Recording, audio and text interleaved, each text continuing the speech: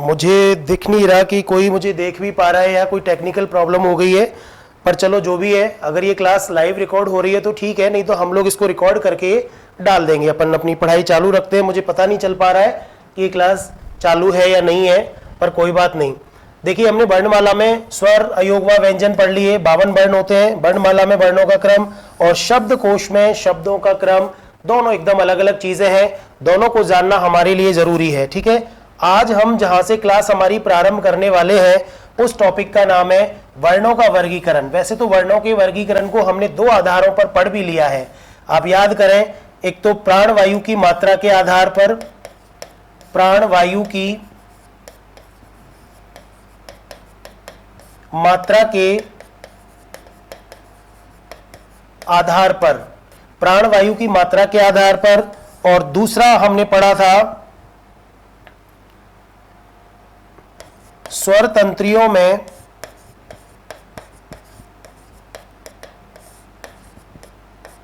कंपन, घर्षण या गूंज के आधार पर। वाइब्रेशन होता है स्वर तंत्रियों में कंपन, घर्षण या गूंज के आधार पर। आप याद करिए क्या हमने इसके भेद पढ़े थे। स्वर तंत्रियों में कंपन के आधार पर हमने दो भेद पढ़े थे। पहला घोष या सघोष भी इसको बोला जाता है, और दूसरा भेद है अघोष। ठीक है, आपको याद होगा तरीका जो हमने घोष का बताया था। 345 यारों में लब हो गया, य, र, ल, व, ह और स्वर सभी। ठीक है, और इसके अलावा बचे हुए पहला वर्गीय व्यंजन का पहला और दूसरा, और तीनों श, ये मिलकर के ये होते हैं घोष और अघोष। स्वर तंत्रियों में कंपन के आधार पर वर्गीकरण किया हुआ है। एक दूसरा वर्गीकरण हमने पढ़ा था प्राणवायु में, प्राणवायु की मात्रा के आधार पर। तो जिन वर्णों के उच्चारण में प्राणवायु कम ली जाती है उनको अल्प प्राण कहा जाता है, और जिन वर्णों के उच्चारण में प्राणवायु की मात्रा ज्यादा प्रयोग में ली जाती है उन्हें महाप्राण कहा जाता है। आपको याद होगा ये भेद भी हमने पढ़ा था। अल्प प्राण में हमने 135 की संख्या पढ़ी थी, 135 य, र, ल, व, लेकिन इसमें है नहीं आएगा। यहां पे देखिए घोष में है भी है, और ये 345 की 345 है, यहाँ 135 आएगा, य, र, ल, व और स्वर आएंगे। ठीक है, जबकि महाप्राण में दूसरा और चौथा वर्ण वर्गीय व्यंजन का, इसके अलावा श, श, स और ह, ये वर्ण आएंगे। तो ये दो वर्गीकरण हम पढ़ चुके हैं। ठीक है, ये चीजें आपको समझ में आ गई होंगी। आज हम शुरू करते हैं अगले और वर्गीकरण से, यानी कि वर्णोच्चारण में सहयोगी मुखावयव या उच्चारण स्थान और उच्चारण प्रयत्न के आधार पर वर्णों का वर्गीकरण। एक तो है उच्चारण स्थान के आधार पर और एक है उच्चारण प्रयत्न के आधार पर। जैसा कि आपको पता है कि हमारे मुख में बहुत सारे अवयव हैं जिनको हम मुखावयव कहते हैं। मुखावयव यानी मुख में जो अवयव विद्यमान है उनको कहा जाता है मुखावयव।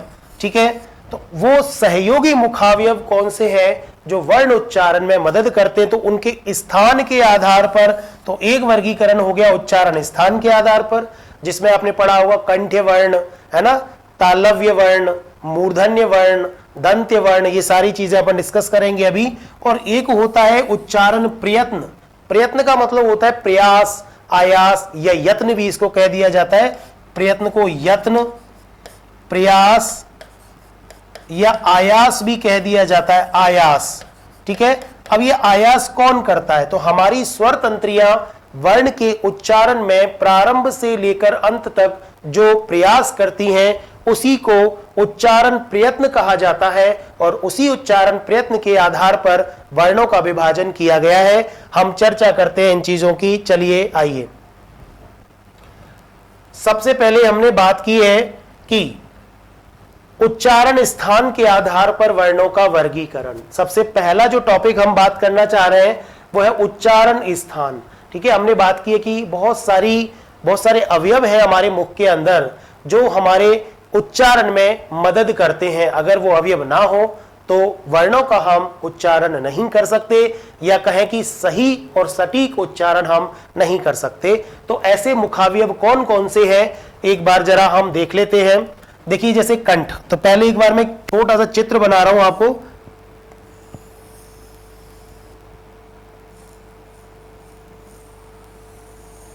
आप चित्र पे मत जाइएगा, हो सकता है चित्र में थोड़ी गड़बड़ हो जाए, पर फिर भी आप ये मान के चलिए कि ये हमारा एक तरह से ये गर्दन के ऊपर का पूरा हिस्सा है, और इस गर्दन के हिस्से में कौन कौन से अवयव, यानी कि हमारी स्वर यंत्री जो है वो यहाँ गले में होती है, और स्वर यंत्री से ही हवा लेते हैं हम फेफड़ों से, इस तरह हवा का आगमन होता है, फेफड़ों से हवा आती है और यहाँ पर स्वर तंत्री स्थित होती है। वहां से वर्ण जो है, जैसे ही हवा बाहर निकलती है तो हमारे मुख में बहुत सारे अवयव होते हैं जिनसे टकरा कर या टच करके हवा जो है बाहर निकलती है और वर्णों का स्फोट या उच्चारण होता है। वैसे इसको स्फोटवाद का सिद्धांत भी कहा जाता है। तो देखिए पहले हम देखते हैं कि कौन कौन से वर्ण हमारे जो है अवयव कौन कौन से हैं मुख में। तो सबसे पहले तो हम इसकी बात करेंगे, तो ये ओष्ठ दिख रहे हैं आपको, ओष्ठ, ठीक है, स्थान बता रहा हूं मैं अभी। ये जो पूरा हिस्सा है इसको कंठ कहा जाता है, पर इसके मैं दो हिस्से कर रहा हूं, एक का नाम दे रहा हूं मैं कंठ और दूसरे का नाम दे रहा हूं मैं काकल। वैसे पूरा ही ये कंठ है, इसको मैं दूसरे कलर से बना देता हूं। ये देखिए, ये पूरा जो रेड कलर से जो बना हुआ है ये पूरा का पूरा क्या है, ये कंठ है पूरा ही। लेकिन इस कंठ में ये वाला जो हिस्सा है ऊपर वाला, ये ऊपर वाला हिस्सा कंठ कहा जाता है मुख्य रूप से, और नीचे वाला हिस्सा कहा जाता है काकल। ठीक है, तो आप ये चीज ध्यान रखेंगे। इसके अलावा ये देखिए, ये यहाँ पे दांत हैं, ठीक है, तो इसको क्या बोलेंगे, दंत। ये जो स्थान है वो दंत है। ये हमारे ओष्ठ है, ओष्ठ है, दो ऊपर का और एक नीचे का, ठीक है। इसके अलावा ये जो लाइन जो मैंने खींची है ये एक्चुअल में लाइन नहीं है, ये आप तालू की तरफ जब ऊपर की तरफ देखेंगे तो दांतों के ऊपर वाला जो मसूड़े वाला भाग है वो इस तरह फैला हुआ है, और यहां पर दंत से ऊपर जब हम जाएंगे तो ये वाला पोर्शन कहलाएगा मूर्धा। दांत के जस्ट ऊपर उभरा हुआ सा जो भाग है वो कहलाएगा मूर्धा, और मूर्धा से थोड़ा सा ऊपर चलेंगे तो वो कहलाएगा तालू, वो कहलाएगा तालू। क्या आपको ये चित्र दिख रहा है? देखिए ये दोनों ओष्ठ है और ये अंदर दांत है, तो ये दंत है। दंत के और बिल्कुल जहां दंत गड़े हुए हैं ना हमारे अंदर, आप जीभ लगा करके देखो, वो वाला उभरा हुआ सा जो भाग है वो मूर्धा कहलाता है, और मूर्धा के थोड़ा सा ऊपर तालू है। ठीक है, ये मुख्य रूप से ये भाग है। इसके अलावा कंठ और काकल ये हमारे मुखावयव कहे जाते हैं। ठीक है, अब देखिए इनसे उच्चारण किस प्रकार से होता है, तो हम कह रहे हैं कि एक तो उच्चारण स्थान, उच्चारण स्थान की हम बात कर रहे हैं, तो इनका क्या योगदान होता है वर्णों के उच्चारण में। तो सबसे पहला जो वर्ण है, स्थान है, वो है कंठ। ये उच्चारण स्थान लिखा हुआ है, सबसे पहला कंठ है। ये इस कंठ से उच्चारित होने वाले वर्ण को, वर्ण का नाम दिया हुआ है, इसको कहते हैं कंठ्य। केवल इसमें यह प्रत्यय जुड़ जाएगा। कंठ तो स्थान का नाम है इसलिए संज्ञा हो गया, और कंठ्य जो शब्द है ये तो संज्ञा शब्द है कंठ, लेकिन कंठ्य जो वर्ण है ये विशेषण शब्द हो गया। यह प्रत्यय जुड़ते ही, यह प्रत्यय जुड़ते ही कंठ शब्द जो हो गया वो खुद एक विशेषण शब्द हो गया। पर हम ये कह रहे हैं कि कंठ से उच्चारित होने वाले सभी वर्णों को कंठ्य वर्ण कहा जाता है। कंठ से उच्चारित होते हैं और उनको कंठ्य वर्ण कहा जाता है। क्लियर है? अब इनके लिए कुछ सूत्र बनाए हुए हैं संस्कृत में, तो उन संस्कृत के सूत्रों से इनको याद रखना थोड़ा आसान हो जाता है। तो एक बार हम जरा देख लेते हैं कि ये क्या है। तो देखिए, अकुह विसर्जिया नाम कंठा, आप इसको शांति से तसल्ली से पढ़ेंगे। अकुह विसर्जिया नाम कंठा, इसका मतलब ये हर वर्ण जो है कोई ना कोई इंडिकेशन दे रहा है, किसी वर्ण का जो है एक तरह से प्रतिनिधित्व कर रहा है। अ जो है वो इन दो वर्णों का प्रतिनिधित्व कर रहा है। कौन से वर्णों का? ए और आ का। तो ए लगते ही पता चल जाएगा कि ए और आ ये दोनों वर्ण कंठ से उच्चारित होते हैं, ये दोनों स्वर हैं। और कु जो लिख रहा है, कु, अकुहा, ये कु पूरे कैवर्ग का प्रतिनिधित्व करता है, और पूरे कैवर्ग का नाम लेते ही पता चल जाएगा कि इसमें 5 वर्ण होंगे, क ख ग घ अंगा अंगा। ठीक है, तो ये 5 वर्ण हो गए कु वर्ग में। ह के बाद ये तीसरा वर्ण इधर आना चाहिए था, ये ह है, तीसरा ह, और फिर उसके बाद में विसर्जिया नाम, यानी ये विसर्ग को इंगित कर रहा है। तो कहने का मतलब अकुह विसर्जिया नाम कंठा, अकुह विसर्जिया नाम कंठा 2-4 बार आप बोलेंगे तो आपको निश्चित रूप से ये सूत्र भी याद हो जाएंगे। और आप आंख बंद करके कोई पूछे कि भैया बताइए कंठ वर्ण कौन कौन से हैं, तो अकुह विसर्जिया नाम कंठा, यानी ए और आ, इसके अलावा क वर्ग पूरा, है और विसर्ग, ये इतने सारे जो वर्ण है वो कंठ वर्ण है। अब इस कंठ वर्ण में भी एक और खास बात है कि ये जो विसर्ग और जो है दो जो वर्ण है और विसर्ग का उच्चारण स्थान काकल्य भी होता है। हमने अभी यहां पे आपको बताया था, ये देखिए ये कंठ को दो भागों में बांटा गया है, नीचे का हिस्सा होता है काकल और ऊपर का हिस्सा या पूरा ही हिस्सा कंठ कहलाता है, पर इसमें मुख्य रूप से नीचे वाला जो हिस्सा है वो काकल कहलाता है। आप यहाँ पर हाथ लगा के देखेंगे तो आप बोल के देखो, एक तो क बोलो और एक ह बोलो। का तो थोड़ा सा ऊपर से बोला जाएगा और ह जो खाली सा स्थान है ना वहां पे वाइब्रेट करेगा ह बोलते समय और विसर्ग बोलते समय। अगर प्रश्न ऐसा आ जाए कि है वर्ग का उच्चारण स्थान क्या है या विसर्ग का उच्चारण स्थान क्या है और ऑप्शन में कंठ भी हो और काकल भी हो, तो हमको आंसर क्या करना है, तो ये काकल इसका उच्चारण स्थान करना है, उत्तर में काकल लिखना है, दोनों दे रखे हो तो। अगर काकल नहीं हो तो हमें कंठ करना ही है, क्योंकि अल्टीमेटली काकल भी कंठ का ही हिस्सा है। तो यहां तक बात क्लियर हो गई होगी। बस ये ध्यान देने की बात ये है, एग्जामिनर यहाँ कंफ्यूज कर सकता है, बहुत सारी चीजें हम पढ़ते हैं पर कंफ्यूज हो जाते हैं और बिना मतलब सोचे समझे कि भाई कंठ याद कर लेते हैं, अकु विसर्जिया नाम कंठा, अकु विसर्जिया नाम कंठा तो है, तो कंठ वर्ण तो है ही, पर काकल उसने अगर ऑप्शन में नहीं दिया हुआ तो कंठ है, लेकिन अगर उसने काकल दे दिया तो आप कंठ नहीं कर सकते, फिर उसको काकल ही करना पड़ेगा। इंपोर्टेंट है, ये याद हो जाएगा आपको। अगला देखिए, अगला कौन सा वर्ण है, अगला वर्ण है तालु। ये तालु से अगला स्थान है तालु, दूसरा जो उच्चारण स्थान है तालु, हमने बात की थी तालु कौन सा है, यहां देखिए ये वाला सबसे ऊपर वाला जो भाग है जहां समोसा खाते समय चिपक जाता है आलू, वो है तालु है, ठीक है। तो आप याद रखेंगे तो ऊपर ही ऊपर चिपकता है यहां पे जाकर के, ठीक है। तो ये तालु है और तालु से बोले जाने वाले सभी वर्णों को तालव्य वर्ण कहा जाता है, तालव्य। अब इसमें भी यह प्रत्यय जोड़ दिया, तालु में यह प्रत्यय जोड़ा तो वही चीज तालु संज्ञा है और तालव्य विशेषण बन जाएगा। अब इसके लिए सूत्र कौन सा याद करोगे आप, ईचु यशानाम, बहुत सारे बच्चों को याद है, बस अभ्यास करके प्रश्नोत्तर जब हम करेंगे, बस अब ये क्लास आज खत्म हो जाएगी, वर्णमाला की 4 क्लास हो चुकी हैं, आज अंतिम है ये, और इसके बाद में हम लोग जो है इसके क्वेश्चन आंसर कराएंगे। 50-60 क्वेश्चन में आपका बिल्कुल एकदम क्लियर हो जाएंगी सारी चीजें कि कैसे कैसे प्रश्न आते हैं और उनका उत्तर कैसे दिया जाना चाहिए। तो ईचु यशानाम, तालु का मतलब हो गया, ई का मतलब हो गया दोनों छोटी और बड़ी ह्रस्व और दीर्घ ई, चू का मतलब हो गया पूरा चय वर्ग जिसमें 5 वर्ण माने जाएंगे, च छ ज ज य, अणा नहीं य, ठीक है। और य का मतलब हो गया ये वर्ण और श का मतलब हो गया श वर्ण। तो ईचु य शा नाम तालु, इससे याद हो जाएगा आपको, दोनों ई पूरा चय वर्ग ये और श, ये सारे के सारे तालव्य वर्ण कहे जाते हैं। जब हम 3 श पढ़ते हैं ना तो 3 में ये वाला तालव्य, इसीलिए इसको तालव्य श बोलते हैं।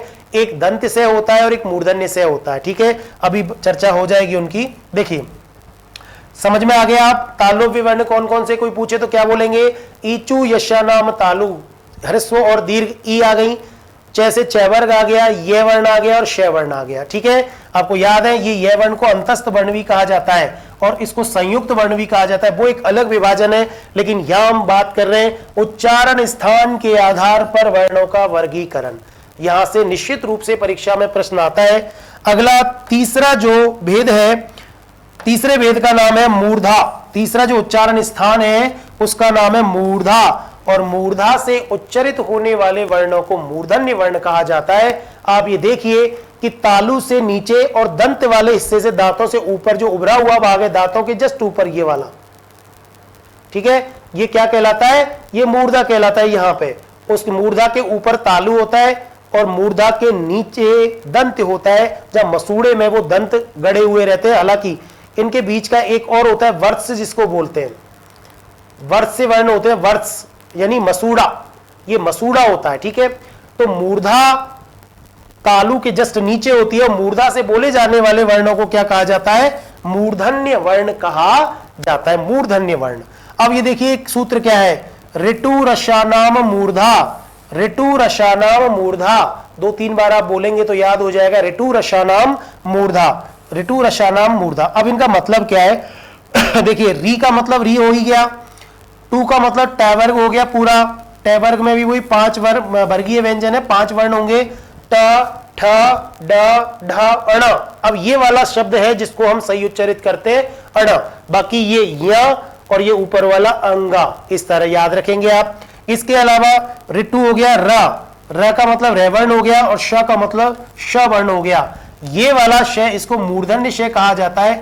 आप जब हम पढ़ते हैं ना संयुक्त वर्णों में इसको, तब सॉरी संयुक्त नहीं, ये श है जो होते हैं ये ऊष्म वर्ण होते हैं। ऊष्म वर्णों में जब हम इसको पढ़ते हैं तो इसको मूर्धन्य श बोला जाता है, इसको ऊष्म भी बोल सकते हैं, ऊष्म भी होता है ये, मूर्धन्य भी होता है। अब एक वर्ण के बहुत सारे नाम हैं, इसको ऊष्म वर्ण भी कहेंगे, श है, चारों ऊष्म वर्ण है, ये मूर्धा से उच्चारित होता है इसलिए मूर्धन्य भी है, ठीक है। अब ये देखिए यहां पर इस वाले सूत्र को याद हो जाएगा, मूर्धा, ऋतु रसानाम मूर्धा, ऋतु रसानाम मूर्धा, क्लियर है। इसके बाद में जो अगला जो उच्चारण स्थान आता है, उस उच्चारण स्थान का नाम है दंत्य। दंत का मतलब होता है दांत, दंत का मतलब क्या होता है? दांत। और दांत से उच्चारित होने वाले, अब दांत से तो कैसे उच्चारित होगा, मतलब प्रयास, जब उच्चारण यानी कहीं ना कहीं जीभ और हवा जो है दांत को स्पर्श करती है, इनको स्पर्श वर्ण भी कहा जाता है। तो इसलिए दांत को स्पर्श करती है, इसलिए इनको दंत वर्ण कहा जाता है। यह प्रत्यय लगने से यह विशेषण बन जाएगा, ये दंत संज्ञा शब्द है, यह प्रत्यय लगने से दंत। तो दांत से उच्चारित होने वाले वर्णों को दंत्य। ऋतु लसानाम दंता, सूत्र याद हो जाएगा, बहुत सरल है, ऋतु लसानाम दंता। तो लिरी ये संस्कृत में चलता है, हिंदी में नहीं चलता, पर सूत्र में आपको याद रखना है, क्योंकि लिरी के बिना आप तुलसा नाम दंता याद करेंगे तो मजा नहीं आएगा, और कहीं ना कहीं संस्कृत जब आप पढ़ेंगे तो लिरी आपसे छूट जाएगा, ठीक है। तो लिरी, तू से तैवर्ग हो गया पूरा, तैवर्ग में वही 5 वर्ण, ता था दा धा न, ल से लेवर्ण हो गया, सा से सवर्ण हो गया। ऋतु लसा, ऋतु लसा नाम, यानी इन नाम से वर्ण जो होते हैं उनको दंत्य वर्ण कहा जाता है। तो ऋतु लसा नाम दंता। अब इसमें ये वाला जो वर्ण है, इसको हम जब पढ़ते हैं वर्णों में, तो आप याद करो तीनों में ऊष्म वर्ण जब हम पढ़ते हैं, श है, तो उसमें इसको दंत से भी लोग बोलते हैं। कौन सा से? क्योंकि उच्चारण से सही पता नहीं चलता, कई बार हमारा एक जैसा उच्चारण रहता है, स, तो भैया कौन सा? दंत वाला से, ऐसे भी बोल देते हैं ताकि गलत ना हो, पर फिर भी उच्चारण आपका सही होना चाहिए। अगला जो विभाजन है उसका नाम है ओष्ठ वर्ण। ओष्ठ उच्चारण स्थान का नाम है ओष्ठ, यानी होठ से उच्चारित होने वाले वर्णों को ओष्ठ्य वर्ण कहा जाता है। इसका सूत्र है उपपद्यमानिया नाम ओष्ठा, उपपद्यमानिया नाम ओष्ठा, उपपद्यमानिया नाम ओष्ठा। अब आपको इस तरह सूत्र याद हो जाएगा। ऊ का मतलब हो गया दोनों छोटे बड़े ऊ, पू का मतलब हो गया पवर्ग पूरा, ठीक है। उपपद्यमानिया नाम, इसको याद करने के लिए उपपद्यमानिया नाम ओष्ठा, तो ऊ और प वर्ग पूरा जो है वो ओष्ठ से उच्चारित होता है, इसका उच्चारण स्थान ओष्ठ है, इसलिए इनको ओष्ठ्य वर्ण कहा जाता है। ऐसे उच्चारित करते हैं हम प प या ऊ, प फ ब भ, यानी दोनों होठ टकराते हैं और फिर स्फोट के साथ हवा जो है अंदर से बाहर निकलती है, तब ध्वनि सुनाई देती है प फ ब भ। इसलिए परीक्षा में एक बार प्रश्न पूछा गया था, मैंने शुरू में भी बताया था कि अगर नीचे के होठ को काट दिया जाए, अब चाहे ऊपर के को काटो चाहे नीचे के होठ को काटो, उच्चारित नहीं हो पाएगा वर्ण, दोनों होठों की जरूरत पड़ती है। प्रश्न ऐसे पूछा था कि नीचे के होठ को काट दिया जाए तो आप कौन से वर्ग का उच्चारण नहीं कर पाएंगे, तो वहां आंसर दे रखा था, सारे के सारे वर्ग दे रखे थे कचट तक, तो वह प वर्ग का उच्चारण नहीं कर पाएंगे, क्योंकि प वर्ग का उच्चारण ओष्ठ की मदद से होता है। तो मुझे लग रहा है आपको ये याद हो गए होंगे। और भी वर्ण है इनके अलावा, ये मुख्य वर्ण है, इनके अलावा और भी है। आगे चलते हैं, ये देखिए, ये उच्चारण स्थान कंठ तालु। अब ये दो उच्चारण स्थान को एक साथ जोड़ दिया है इन्होंने, कंठ और तालु को। अभी हमने दोनों को अलग अलग पढ़ लिया था। अब ऐसे भी वर्ण हैं जिनका उच्चारण स्थान कंठ तालु यानी दो दो उच्चारण स्थानों की मदद से जिनको बोला जाता है, तो कंठ तालव्य वर्ण उनको कहा जाता है। और इसका सूत्र है अय दैतौ कंठ तालु, अय दैतौ कंठ तालु। अब ये कैसे क्या है इसका मतलब, अय का मतलब ए, दई का मतलब यहाँ पे आई की मात्रा लगा रखी है, द में, ठीक है। अदई, तऊ का मतलब होता है दोनों, अय दैतौ यानी ए और आई दोनों का उच्चारण स्थान कंठ तालु है। अब इन दोनों का उच्चारण स्थान कंठ तालु क्यों है, इस चीज को समझने के लिए आपको ये याद रखना पड़ेगा। शुरू में जब हमने देखा था कि ये संयुक्त वर्णों की श्रेणी में भी आते हैं और एक का जो निर्माण होता है वो ए आ के बाद में ई लगाने से होता है। तो ए आ का जो उच्चारण स्थान है वो है अकुह विसर्जयानाम कंठा, तो ये कंठ से उच्चारित होते हैं। और ई का जो उच्चारण स्थान है वो ईचो यशानाम तालु है। तो अब कोई वर्ण अगर मान लो कंठ की मतलब मिला ए और आ और ई के योग से बना है, बन तो गया ए, लेकिन ये कंठ है ये तालु है, तो दोनों को मिलाकर के उच्चारण स्थान बन जाएगा कंठ तालु। ए यानी कंठ में भी जो है हवा स्पर्श करती है और कहीं ना कहीं तालु की तरफ जीभ जो है टकराती नहीं है पर ऊपर की तरफ उठती है ए करने के लिए, तो एक जो है वो कंठ तालव्य है और ए और आई दोनों, ठीक है। ऐसे ही अगला उच्चारण स्थान जो है वो है कंठ्योष्ठ यानी कंठ और ओष्ठ दोनों से जो वर्ण उच्चारित होते हैं, ये तो उच्चारण स्थान हो गया कंठोष्ठ, और जो वर्ण कहलाएंगे वो कहलाएंगे कंठ्योष्ठ वर्ण। औदौतौ कंठ्योष्टम, अब यहां वही चीज है ओ और औ, दौतौ यानी ये दोनों ही जो है कंठ ओष्ठ से बोले जाते हैं। यानी अब कैसे याद करोगे इसका, हमने बताया था कि ओ वर्ण जो है उसका निर्माण कैसे हुआ कि ए और आ के बाद में छोटा ऊ और बड़ा ऊ जब मिलता है तब ओ बनता है। ये कंठ वर्ण है क्योंकि इसका उच्चारण स्थान कंठ है, और ये ओष्ठ वर्ण है क्योंकि इसका उच्चारण स्थान ओष्ठ है, इसलिए कंठ्योष्ठ वर्ण कहलाएंगे ओ और औ दोनों। क्लियर हो गया। औदौतौ कंठ्योष्टो, औदौतौ कंठ्योष्टो ओ औ हो गए, और एदैतौ कंठ तालु, एदैतौ कंठ तालु ए ऐ हो गए। क्लियर है, यहां तक चीज है। अब देखिए अगला, ये हो गए दोनों। अगला है दंत्योष्ठ। दंत्योष्ठ ये अच्छा सूत्र है। दंत्योष्ठ वर्ण इनको कहा जाता है वकारस्य दंत्योष्ठम, वकारस्य दंत्योष्ठम, वकारस्य दंत्योष्ठम। दो चार बार बोलोगे तो याद हो जाएगा। यानी कि मूल रूप से तो ये व वर्ण जो है वो दंत्योष्ठ वर्ण है। वकारस्य यानी व जो है वो दंत्योष्ठ वर्ण है, लेकिन ये फ जो है जो विदेशी आगत वर्ण है, उर्दू भाषा से हमने जो लिया है 5 वर्ण लिए क ख ग ज फ, तो जो अंतिम वर्ण है वो भी दंत्योष्ठ वर्ण है। बहुत बार परीक्षा में हम लोग वकारस्य दंत्योष्ठ तो याद कर लेते हैं, लेकिन फ वर्ण छूट जाता है, आपको नहीं छोड़ना है। ये भी दंत्योष्ठ वर्ण है। नीचे के होठ और ऊपर के दांत, जब आप बोलोगे ना तो नीचे के होठों से ऊपर वाले दांत टच करेंगे वाह। वैसे हम लोग जो है बा और व में अंतर नहीं कर पाते। ये बा पेट कटा हुआ बा से बकरी वाला बा और व से वन, इन दोनों में हम लोग जो अंतर नहीं कर पाते। हम कहा जा रहे हैं, बन में जा रहा हूं मैं, बन में। राम कहां गए थे, बन में गए थे, तो बन नहीं होता है, ये वन होता है वन। तो इसका सही जब उच्चारण करेंगे तो नीचे वाले होठ ऊपर वाले दांतों से टच करेंगे वाह वाह। आप उच्चारण करके देखें तो आपको ये सही समझ में आ जाएगा। क्लियर है, यहां तक चीजें। अगला देखिए, अगला है वर्त्स। उच्चारण स्थान का नाम है वर्त्स। वर्त्स का मतलब होता है मसूढ़ा। ये मसूड़ा, और इस उच्चारण स्थान से उच्चारित होने वाले वर्ण को कहा जाता है वर्त्स्य वर्ण। ये देखिए, अब ये बहुत ऐसे अजीब सा लिखा है बच्चे को, तो कई बच्चों को तो पढ़ना भी नहीं आता। जब इसको तोड़ेंगे तो कैसे टूटेगा, व में तो आ लग ही रहा है, लेकिन इसके अलावा आधा त बन रहा है यहाँ ऐसे, आधा स बन रहा है ऐसे, एक य बन रहा है। अब बात आती है ये रह की, ये रह कहाँ आएगा, इसकी बात आती है। ये देखिए, ऐसा लगता है हमें कि यह के ऊपर लगा हुआ है तो बच्चे यहां रख देते हैं इसको, लेकिन नहीं, ये यहां नहीं आएगा, बल्कि ये कहां आएगा, ये ए के बाद में आएगा अलंत, तो ये वह पूरा बन जाएगा। और हमें पता है कि जो आधा वर्ण होता है ये वह तो हो गया पूरा, ठीक है, वह पूरा हो गया। इस ऐसे मिलकर के ये रे जो है आधा, और उसके बाद में ये त आधा, से आधा और ये आधा। तो जैसे ही ये आगे वाले वर्ण के ऊपर जाता है, यानी कि रे के बाद में अगर कोई व्यंजन हो तो वो आगे वाले व्यंजन के ऊपर लग जाता है, लेकिन उसी व्यंजन के ऊपर लगेगा जिसमें स्वर शामिल है। पर क्योंकि देखिए तय पे स्वर नहीं है, सह पे स्वर नहीं है, यह में स्वर है, इसलिए ये यहां से हट करके यहां लगेगा। इसलिए पढ़ते समय इसको पहले इसका उच्चारण करेंगे व का, फिर सीधे रे पे जाएंगे वर्त्स्य, वर्त्स्य, ऐसे इसका उच्चारण होगा।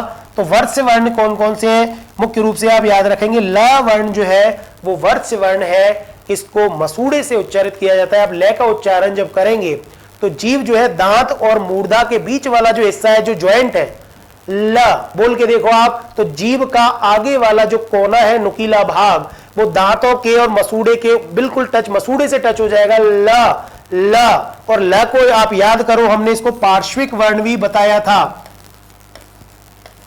पार्श्विक यानी कि ल का जब उच्चारण करते हैं तो हवा जीभ के दोनों बगल से निकल जाती है, पार्श्विक वर्ण भी कहा जाता है। अब देखिए ल के अलावा जनरली किताबों में केवल ल को ही वर्त्स्य वर्ण बताया गया है, लेकिन अब जो है न स ज इन वर्णों को भी वर्त्स्य वर्ण की श्रेणी में शामिल किया जाता है।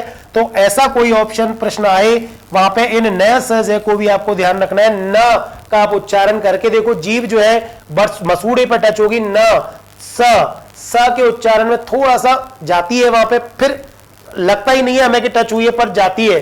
ज के उच्चारण में, ज के उच्चारण में भी हल्का सा मसूड़े पर टच होती है। बाकी पूर्ण रूप से वर्त्स्य वर्ण तो लही है, पर न स ज भी वर्त्स्य वर्ण की श्रेणी में आते हैं। चलिए अगला देखते हैं। ये देखिए अगला है अली जिह्वा या जिह्वा मूलीय। अगला जो उच्चारण स्थान है उसको कहते हैं अली जिह्वा या जिह्वा मूलीय।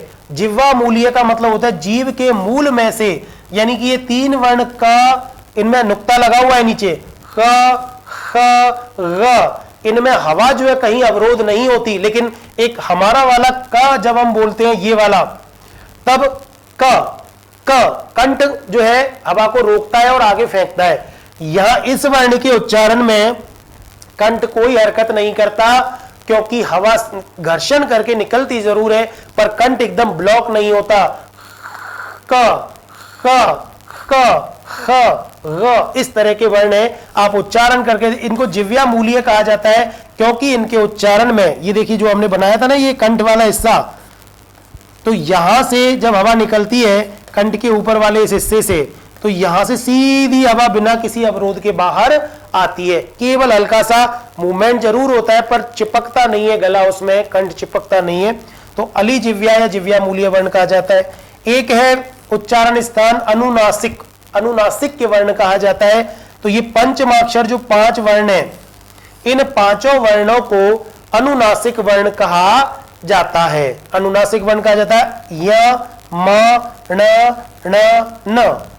यमंगण, इसको सूत्र की तरह बच्चे याद रखते हैं, यमंगण नासिका, यानी नासिक के वर्ण भी इनको कहा जाता है। यहां पे देखिए इनका सूत्र नीचे लिखा हुआ है, पर यहां पंचमाक्षर ये अनुनासिक वर्ण है मूल रूप से, पर क्योंकि इनका प्रयोग अनुस्वार के रूप में भी किया जाता है, तो जब इनका प्रयोग अनुस्वार के रूप में हो सकता है तो अनुस्वार तो नासिक की ध्वनि है, तो मूलतः इनको नासिक भी माना जाता है। यमंगण नाम नासिकाच, यानी कि ये पांचों वर्ण जो है नासिक के वर्ण की श्रेणी में आते हैं, और अगर अनुनासिक दे रखा हो तो मूलतः आप इनको अनुनासिक ही करेंगे। इसके अलावा चंद्र बिंदु है वो तो अनुनासिक है ही, और अनुनासिक का मतलब होता है ऐसे वर्ण जिनका उच्चारण मुख प्लस नासिका दोनों के योग से किया जाता है। ठीक है, अब एक है अंतिम आपका काकल। तो काकल से उच्चारित होने वाले वर्णों को हमने बताया था कि कंठ के नीचे वाला जो हिस्सा है वो काकल कहा जाता है, और काकल से उच्चारित होते हैं ह और विसर्ग, इसलिए इनको काकल्य वर्ण कहा जाएगा। क्लियर है, चीजें समझ में आ गई होंगी आपको। तो ये था उच्चारण स्थान के आधार पर वर्णों का वर्गीकरण। अभी उच्चारण स्थान की वैसे तो कोई संख्या फिक्स नहीं है, कोई इनमें 10 बताता है, कोई इनमें 12 भी बताता है, कोई मैंने लगभग सारे बता दिए हैं जो उच्चारण स्थान माने गए हिंदी में। ठीक है, तो मुख्य रूप से तो प्रश्न यहीं से आता है। एक और विभाजन है उच्चारण स्थान के आधार पर, आप चाहे तो इसका स्क्रीनशॉट ले सकते हैं। चलिए आगे देखते हैं, एक और वर्गीकरण बचा हुआ है, छोटा सा ही वर्गीकरण है लेकिन बहुत इंपॉर्टेंट है, और इस वर्गीकरण से संबंधित अधिकांश लोग तो गलत पढ़ाते हैं। अधिकांश लोग, आप YouTube पे सर्च करके भी देख लेना और कहीं भी किताबों में भी देख लेना, बहुत सारी किताबों में, लेकिन इनको सही तरीके से कुछ ही किताबों में और कुछ ही लोगों ने पढ़ा रखा है। उच्चारण प्रयत्न के आधार पर वर्णों के कितने भेद हैं, पूछ लेना किसी से, नहीं बता पाएंगे, और बता भी देंगे तो पढ़ाते ऐसे नहीं है, बता देंगे, क्योंकि परीक्षा में तो सीधा प्रश्न आता है कि भाई उच्चारण प्रयत्न, सबसे पहले तो क्या प्रयत्न क्या होता है, तो प्रयत्न होता क्या है ये जानना जरूरी है।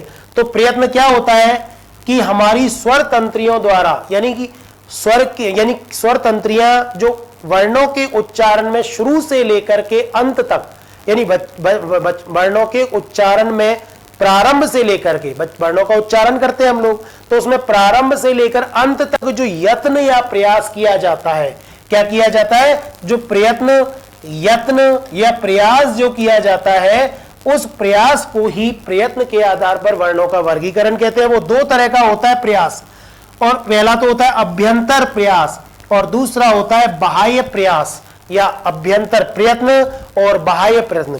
ज्यादातर लोग तो इस अभ्यंतर को आभ्यंतर लिखा हुआ बताएंगे आपको, आभ्यंतर, आप कतई उन पे मत जाना, कई लोग अभ्यंतर लिख देते हैं। ये दोनों ही शब्द गलत है व्याकरणिक दृष्टि से, और व्याकरणिक दृष्टि से गलत है तो उच्चारण की दृष्टि से भी गलत है।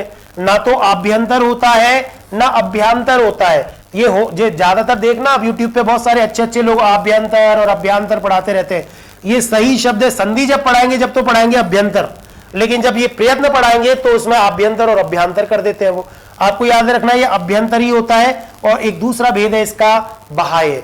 तो अभ्यंतर प्रयत्न के भेद होते हैं 5 और बाह्य प्रयत्न होते हैं 11 प्रकार के। कोई भी YouTube चैनल एकाध इक्के दुक्के छोड़ देना, आप सर्च करना आज ही, आपको सही सटीक तरीके से नहीं मिलेगा। बाह्य में वो आपको केवल घोष, अघोष और अल्पप्राण और महाप्राण, इन 4 भेदों को पढ़ा के छोड़ देते हैं। हाँ, अभ्यंतर में जरूर इन 5 प्रयासों को लोग पढ़ा देते हैं, या कई तो 5 से भी ज्यादा पढ़ा देते हैं, पर मूल रूप से हमें यहाँ पे संस्कृत व्याकरण को ध्यान में रखना है। हिंदी व्याकरण में कोई अच्छी किताब में इस तरह का विभाजन ठीक से दिया हुआ नहीं है। आप अच्छी संस्कृत की किताबों से पढ़ेंगे इसको तो अच्छा लगेगा।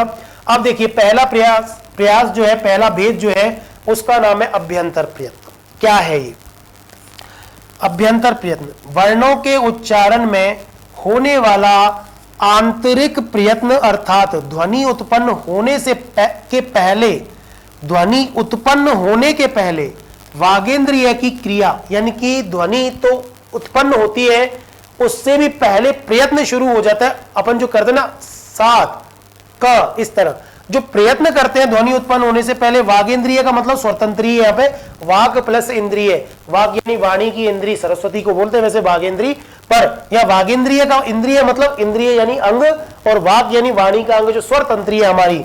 तो वागेंद्रिय की जो क्रिया है या वर्णों के उच्चारण के समय शुरुआत या प्रारंभ में किया जाने वाला प्रयत्न, प्रयास अभ्यंतर प्रयत्न कहलाता है। प्रारंभ में इंपॉर्टेंट चीज क्या है? प्रारंभ। शब्दों के या वर्णों के उच्चारण में जो शुरुआत में जो प्रयत्न किया जाता है, प्रारंभ में जो प्रयत्न किया जाता है, उस प्रयत्न को ही अभ्यंतर प्रयत्न कहा जाएगा। अभ्यंतर प्रयत्न के आधार पर वर्णों के 5 भेद हैं। चलिए, समझ में आ गया आपको कि वर्णों का उच्चारण जैसे हम शुरू करते हैं तो उससे पहले हमारी इंद्रिय सक्रिय हो जाती हैं, वही प्रयत्न जो है अभ्यंतर प्रयत्न कहलाता है।